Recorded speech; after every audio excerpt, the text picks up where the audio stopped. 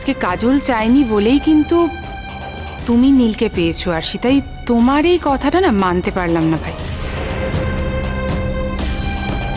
আশ্চর্য, সবাইকে যে সব কথা মানতে হবে তার তো কোনো মানে নেই। আর না মানলে যে কথাটা মিথ্যে হয়ে যাবে তাও তো না। ভূত লাগছে। আর আমি বুঝতে পারি না কথাটা এইভাবে কেন বলা হয় যে আরশি একটা মহা সুযোগ পেয়ে গেছে আর কাজল ত্যাগ স্বীকার করছে। ব্যাপারটা তো তা নয়। আরশি নীলের বউ, তাই ও এই বাড়িতে থাকে। আমার ছেলে সুখে শান্তিতে ঘর সংসার করুক, এটা তো এই বাড়ির কেউ চায় না। তাই জন্য সবসময় একটা কাঁটা দিয়ে দিতে চায়, আর কাজল হলো সেই কাঁটা। তা না হলে আমার ছেলে বৌমার মাঝখানে ওই মেয়েটা কেন এই বাড়িতে থাকবে? এক বাড়িতে কেন থাকবে? এরাও তো শুধু শুধু অশান্তি করছে। তার কৈফিয়ত আমি তোমাকে দিচ্ছি মেজ বৌমা। ধর্ম বলে একটা কথা আছে জানো তো, তাই এই বয়সে এসে তো আর অধর্ম করতে পারবো না। আমরা মেয়েটার উপরে অনেক অন্যায় করেছি, আর তার প্রায়শ্চিত্ত করবো বলেই মেয়েটা এখানে আছে। দেখো আরশি, কাজল এখানে এ বাড়িতে আমাদের সকলের চোখের সামনে রয়েছে, সেটা তো একদিকে তোমারই ভালো হয়েছে। কারণ কাজল যদি অন্য কোথাও থাকতো তাহলে তুমি সবসময় তোমার স্বামীকে সন্দেহ করতে। তার থেকে একই বাড়িতে কাজলের চোখের সামনে কাজলেরই স্বামীকে নিয়ে তুমি সুখে সংসার করছো, এটাই কি কম কথা ভাই? আলটিমেটলি তোমারই তো জয় হয়েছে, তাই না? আমি একটা জিনিস কিছুতেই বুঝতে পারছি না, বারবার কাজলের স্বামী কাজলের স্বামী এই কথাটা কেন বলা হচ্ছে। জানি না, আমি এই কথাটাতে আমার ঘোরতর আপত্তি। কি করবো বলো শুভদা? আমি যেটা মানি আমি সেটাই বলছি, আমি যেটা বিশ্বাস করি। আর আমার জীবনের শেষ দিন পর্যন্ত নীল কাজলের স্বামী হয়েই থেকে যাবে। কি করি বলো? সবাই তো আর খুব তাড়াতাড়ি তাদের মনটাকে বদলে ফেলতে পারে না, না? পারিনি আমি। আমি যেটা বলতে এসেছি সেটা কিন্তু এখনো বলা হয়ে ওঠেনি দাদু ভাই। কাজলের ওপর এই বাড়ির সবার এত দরদ যে মন দিয়ে তোমার কথাটা কেউ শুনছেই না। বলো মা, কি বলবে বলো, আমরা শুনবো তোমার কথা, বলো। কাল মাঝরাতে নীল আমার বিছানা থেকে উঠে কাজলের ঘরে যায়।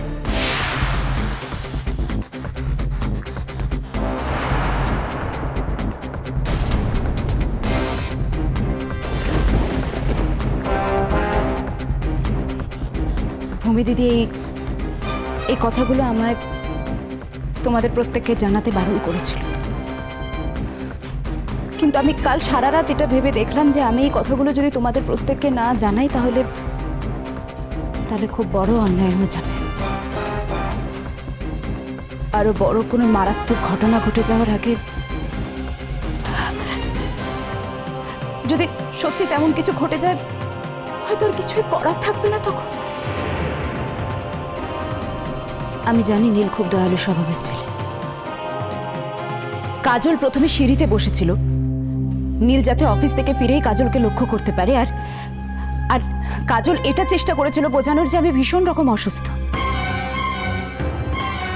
আর তারপর মাঝরাতে আমার ঘর থেকে নীলকে ডেকে নিয়ে যায়। আমি নিশ্চিত নীল নিজে থেকে কাজলের ঘরে যায়নি।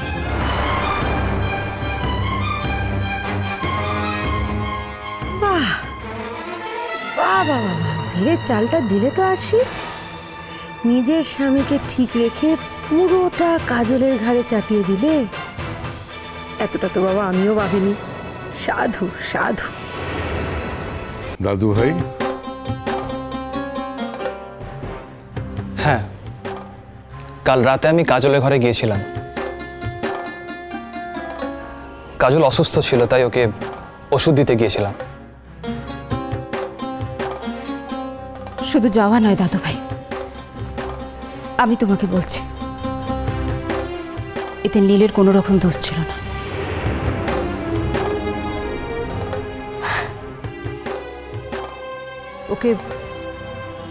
ওকে এখান থেকে জোর করে ডেকে নিয়ে যাওয়া হয়েছিল। নীল, আমি তোমাকে জানিনি, আমার থেকে ভালো তোমাকে আর কে জানে বলো তো? মানুষের ওপর তোমার অসীম দয়া। আর কেউ অসুস্থ হলে তো কোনো কথাই নেই। কাজল এসে তোমাকে মাঝরাতে ডেকে নিয়ে গেছে আর তাই তুমি গেছো। আর তারপর যা যা হয়েছে সেসব দৃশ্য আমার নিজের চোখে দেখা, সব আমার নিজের চোখে দেখা। নীল অনেকবার নিজেকে ছাড়ানোর চেষ্টা করেছে, কিন্তু কাজল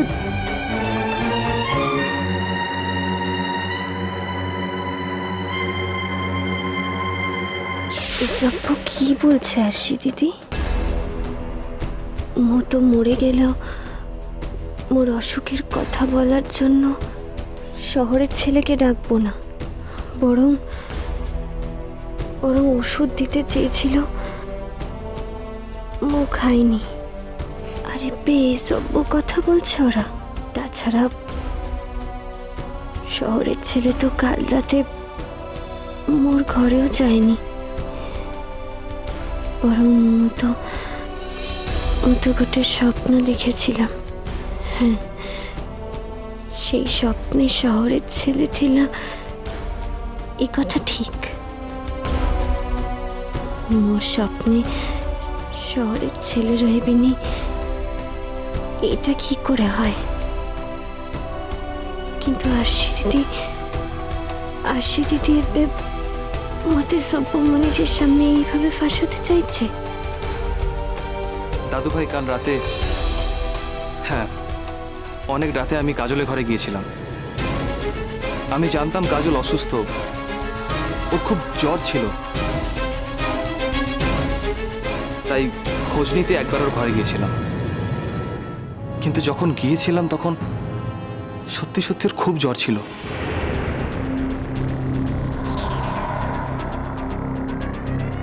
মিথ্যা কথা।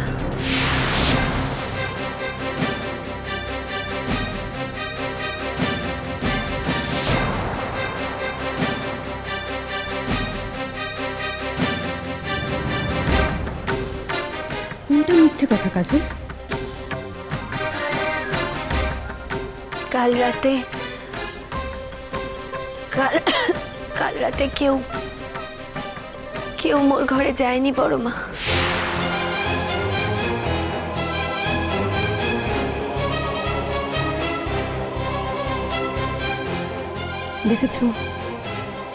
দেখেছো কি সাংঘাতিক মেয়ে, তোমাকে বলেছিলাম না আমি?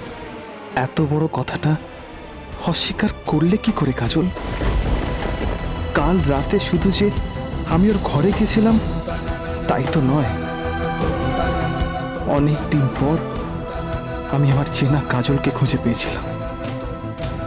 আমাদের মধ্যে অনেক কথাও হয়েছিল,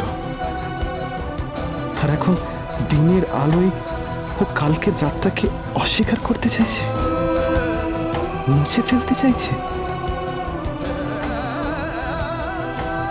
আর যদি কেউ গিয়েও থাকে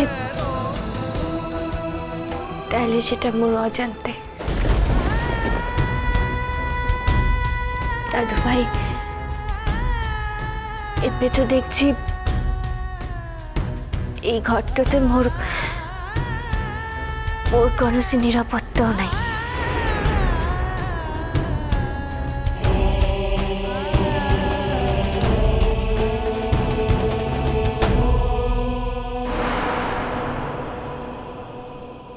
কাজল মিথ্যে কথা বলছে দাদু ভাই।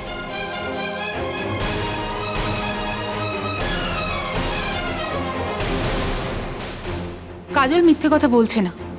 এমন তো হতেই পারে যে রাত্রে ওর খুব জ্বর হয়েছিল আর জ্বরের ঘোরেও কালকে রাত্রের কোনো কথাই মনে করতে পারছে না। ওর যদি তেমনই জ্বর থাকতো তাহলে মাঝরাতে এসে আমার দরজায় নক করতে পারতো।